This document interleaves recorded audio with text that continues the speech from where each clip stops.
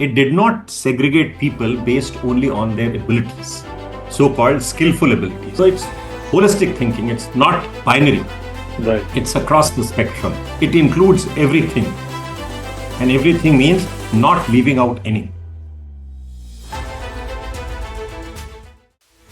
This isn't about overcoming, it's about owning it. Welcome to ThisAbility. So Rajeev, we see different kinds of leaders today.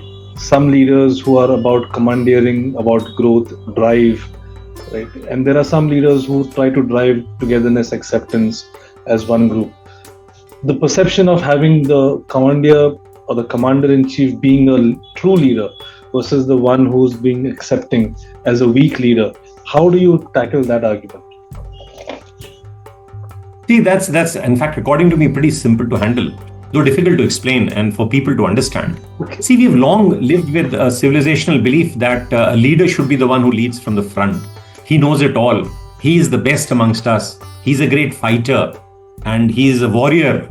And those who are with a lot of valor instincts in them, though, I would say those displays of masculinity of a wrong kind, of a warrior-like approach to life, those were the ones which were appreciated. Right. The reality today is very different. In fact, today is a world where nobody or no single head has all the wisdom. Wisdom is spread all over. So a leader's role itself has changed. It's like leading from the back.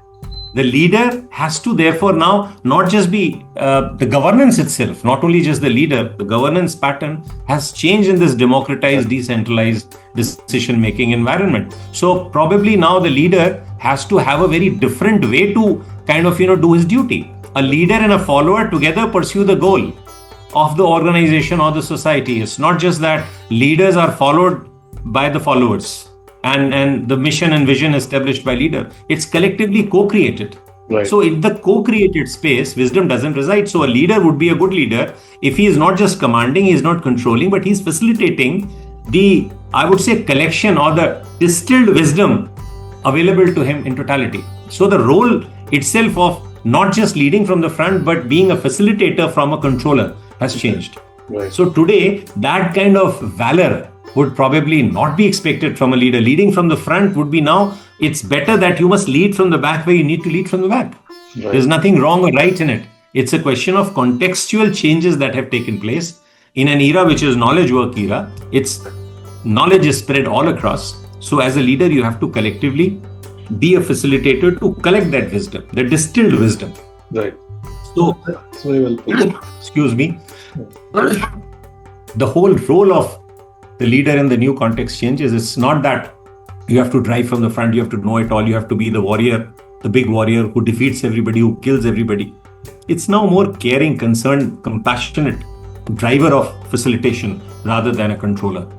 Super. That's the definition of new leader. Right.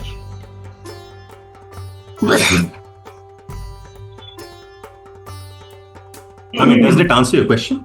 It does actually. I'm just taking a break for you to have a glass of water.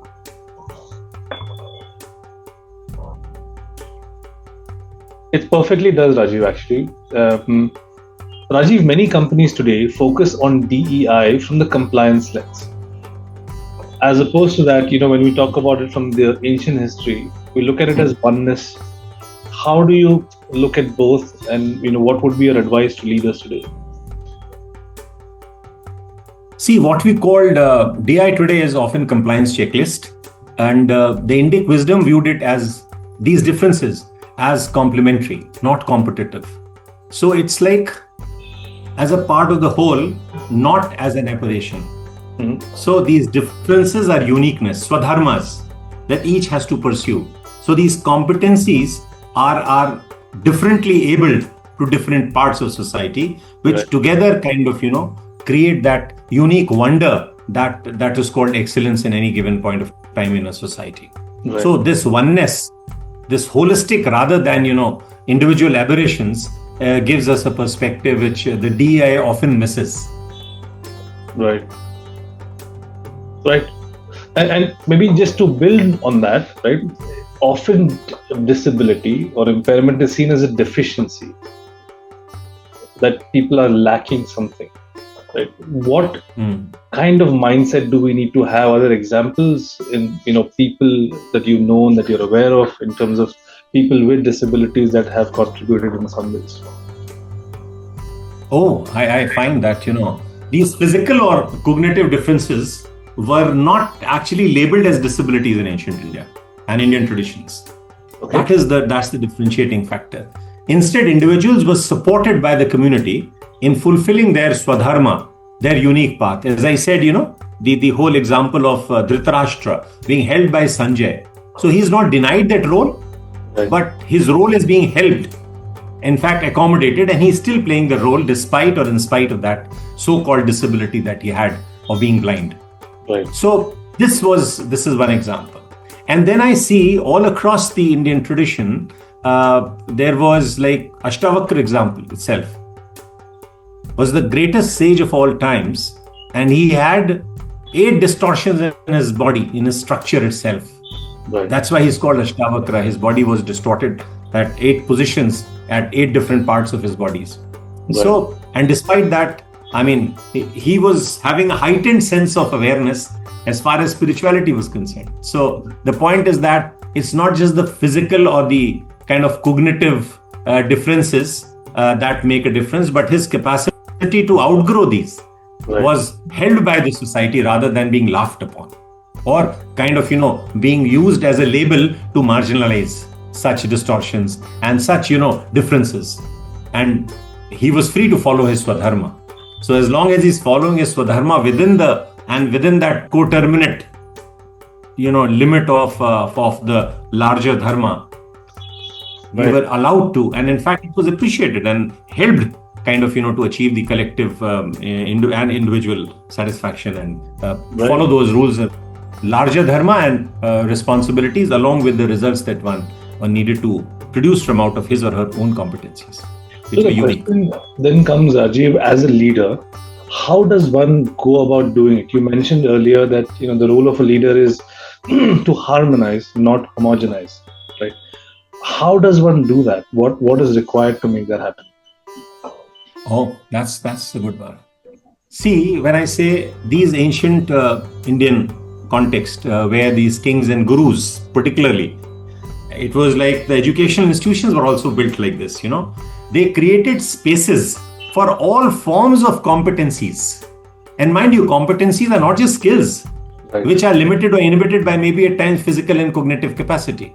But competence would concern itself with domain knowledge, skillful, use of that knowledge and having the right attitude, and I would call also the right values. So these would constitute his competence and capacities.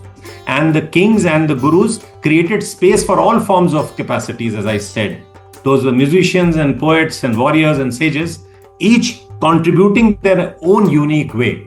In fact, here diversity, therefore, necessarily is important for that societal balance to be created ultimately. So they were not harmonizing, but in fact, in a sense that, in a manner to kind of, create larger aspects of differentiation being managed, but it was like fused together and not kind of, in a monolithic version, kind of, asked to conform to one particular thought, one particular aspect of the belief system that anybody at a given point of time would have. So it was like a facilitation process, like, where different streams are merged together and synergies are created by mixing diverse thought processes, diverse capabilities, diverse capacities. So the ruler would create spaces, not take away spaces from out of the diversities available. In ancient societies, people were valued over their lifetime and also over their generations, right? Yeah. Whereas today, when you look at the workforce, people are employed for their productivity in that moment, in that space, in that time they are in. Right? So organizations by default have become, in some ways, extraction machines. Right? How do we move? Yeah, in fact, not only. Yeah, go on. Yeah, absolutely. Now I got it. So not only that, actually what happened was that we have lived for 10,000 years in an extractive and what you call an exploitative way, extracting the nature and exploiting humans. That has been the manner, in fact, in which 10,000 years we have lived. We have possibly led ourselves to the brink of the sixth extinction event. Right. And we need to now restore it and now create a regenerative society and world order using technology. That's a different question which we can discuss sometime later. But yes, ancient societies, they invested in human beings over lifetimes, not just quarter on quarters. Right. So management today can learn a lot from them.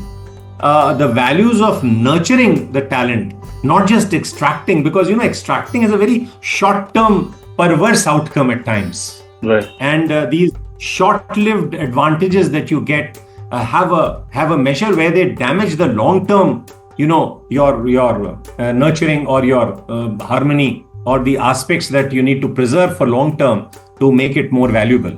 So you lose a lot on value if you keep on, having all the time a short-term gratification need rather than a long-term perspective of creating the whole strength or working on the competencies, making them better and better in a long term, rather than just extracting every quarter on quarter. So I think this value of nurturing rather than extracting and exploiting, because now fortunately we have technology, in fact, which can produce more out of less. It is now scalable efficiency is no longer required. So we got to now nurture humans for their right part of brain, creativity, parallel thinking, and managing ambiguity, which technology perhaps cannot or would be limiting itself, in fact, in handling it. So the right and the left part of the balance of the brain is dependent more on nurturing the right part, in fact, and kind of sharpening the left. Super. So, and this is a long-term proposition. It cannot just be, extracting. So the horizon that we look at will perhaps get better with time. Right. Great. No, thank you so much. Last question. In ancient thought, there was no other. Only layers of the same self. How would you think this perspective could reshape how we view roles, hierarchies, and inclusion in today's organizations? Yeah, so now the larger question is that ancient, as I said in the beginning itself, it did not segregate people based only on their abilities, so-called skillful abilities. The concept of what I call the larger concept of Vasudev Kutumbakam, the world is one family, underlined interdependence, not exclusion. Right. Now, when there's interdependence, everybody is valued for what he or she can contribute, rather than what he or she alone has. So it's more an aspect of synergy, which is in fact can be the sum of the totality would be much more than the individual sum of the components. Right.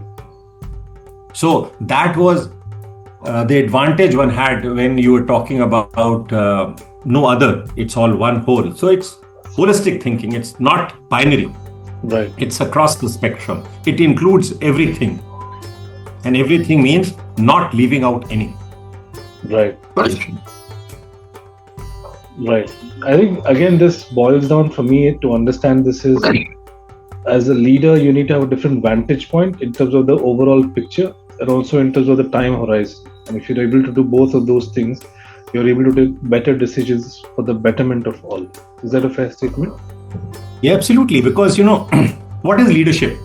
Leadership is all about not just the count of trees, but the larger sense of the forest. Right. Because forest is not just, in fact, accrued out of different trees. There are trees, of course, but there are relationships in a forest. Right. There is symbiotic relationship, there are parasitic relationships, there are helps, there are advantages, there are disadvantages. So there are different support systems to make it into a complete forest. Right. So you have to have the big picture and small details together. You just can't be believing in extremities. Polarization is not something that leaders need to be kind of, paranoid about. They have to put things together. They have to make sense out of whatever is available in a manner that it becomes kind of, synergetically fused together as distilled wisdom. So in that, you cannot just be overweighted or overweighing one particular aspect, but you have to keep the totality at every given point of time. So holistic thinking, comprehensiveness, you can get the benefit of the past here in certain segments, but you can't get burdened by that whole process. Right. So there is a need to adapt, upgrade, modify, change, depending on the totality of the information, totality of competence, totality of the resources that are available to you as a collectivity, not one at the cost of the other. So you have to be fair, follow the principles of equity, and then follow and result. And this will automatically rather result with speed, efficacy, and probity when things are put in together in a larger perspective, rather than segmented approach. I think your example of the forest really nailed it. Right, a forest is not about one kind of trees, not about one kind of It's a blended ecosystem that thrives with each other's help. Right, so it's really. And what's important, good and bad together. So there's nothing like good and bad. It's in the context of relationship. There are parasites which help many a times, and there is synergies and synergetic relationships also, and symbiotic relationships. All kinds of relationships matter. Right. The societal balance, it's like, societal balance does not come with a monochromatic lens. Right. So I think you have to have sorry, go on. You have to have a multiplicity of visions, multiplicity of lenses which you have to see, and multiplicity of approaches which work to create a holistic sum and substance of synergetic outcome. I think we're used to farming in some ways, as I take an analogy in parallel to foresting, right? Because in farming, you tend to grow a crop and you want to get the most out of that crop. Then you get into productivity, as opposed to in a forest, right? You're trying to manage an ecosystem, a life, an organism by itself, right? And very different ways of driving growth.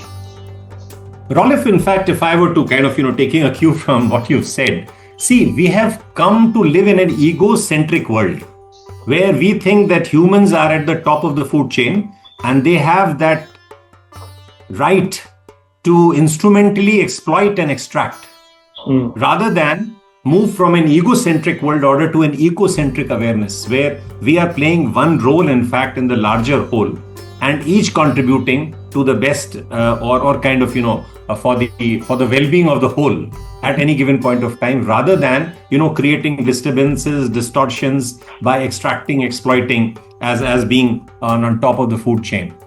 That is very, very different now, in fact, because as people are getting more aware about it, possibly we are now realizing that the damage we have done to our ecology is because of this egocentric, belief system and practices that we have followed. If we move towards a circularity of, the circular economy and the more circular understanding of life as an interdependent, hyper-dependent world order, where not only we are connected digitally, but actually in an ecological sense, that ecocentricity would actually make a lot of difference from an egocentric world order to a more ecocentric awareness. I think that would address this need of handling diversity and meeting this whole need of, the disabilities and abilities being viewed very differently. Correct. Absolutely. Very, very, very well put, Rajeev. I think there was a good series of questions. I think we went through a lot of depth. I'm going to move to a new segment now, the next segment, which is called This or That. This is a series of questions that I will ask you. It's meant to prompt your first answer. Maybe in some of those questions, we'll go a bit deeper. For example, books or podcasts? I would say both, because, as I said, I'm temperamentally more used to dealing not with binaries. The power of the and is more important. I mean, why to leave out good books and why to leave out good podcasts? There are books and books, there are podcasts and podcasts. So avoid the wrong ones, avoid the bad ones, and still get the benefit of both. So I will give you this for the first question, but for the remaining ones, I want you to try to pick one to see where Okay. Okay. So if you had to choose your decision making today, what would be your guiding principle? Dharma, which is duty, or moksha, which is liberation? Well, dharma anyways, because dharma will guarantee moksha. Right. If you look for your individual moksha, then that's in fact a part of your following the dharma. If you follow the dharma, look at collective goodness, you will achieve your individual goodness also. Who teaches you more, the guru within or the mentor outside? Oh, the guru within, the voice within. Because ultimately, as I say, that what is within us is what kind of holds us in good stead, even from without. There are, as long as we require external props, we are not fully developed. Right. As long as we have internal anchors which are strong enough, there are internalized within us that wisdom grip that we have, I think the externalities can all be faced Right. very well. Next one is the wisdom from the past or innovation from the future. Which is the better source of truth? See, here I think you just can't believe in binaries, because I believe that you get the benefit of the past but don't get burdened by it. Right. And therefore that opens up the space for innovation of the future. Right. Because if you are holding yourself to the past, you are continuing to exploit the known rather than exploring the unknown. So here, the binaries just won't make a difference, sense at all, I would say. Right. So here, I think you'll have to give it to me. Yes, I will. So if we wanted to make a change about disability in India, what do you think needs to happen? A top-down culture shift or a grassroots revolution? See, top-driven doesn't work normally in any case. These kind of societal changes have to be brought in from participation, inclusion, and democratized, diffused decision from within and from the bottoms up. Right. That there's absolute clarity in me that we have to make mass awareness programs, and it must come from within so that it affects the bottom part of society anyways more than the one at the top. So I think it must come from where it needs to. Right. Okay. And my last question is a community that uplifts or a policy that protects, which creates more lasting change? Society that uplifts, because policies can be kind of, dovetailed according to the context. Right. And, but what is in fact a practice which is woven into the fabric of the society at large is that what holds good at all times, in fact. So policies can be made, adapted, upgraded, modified, changed, but what is should remain what is. Right. So my last question to you, Rajeev, this is an open-ended question, is that if disability isn't a condition, but it's a context, what context must we as society urgently shift? Well, that's a difficult one, because disability, I would say, are not labeled as disabilities in at least ancient Indian traditions. Instead, individuals were supported, as I said, by the community, fulfilling their own individual swadharma. So the context of, what is the context ultimately may be made up of here in this context? The context is that it's a various concept, belief systems, human constructs, understanding, labeling, so on and so forth. But disability is basically the way you look at it. As I said, if you have a lens of disability, but if you see it as uniqueness, you have a very different perspective. So here, rather than looking at a very narrow, blinkered sense, if we have a wider sense of understanding, then the context can be expanded within which this accommodation is possible. The problem lies, Rolif, is that when we talk about aligning with the societal context, that you have to align to these belief systems.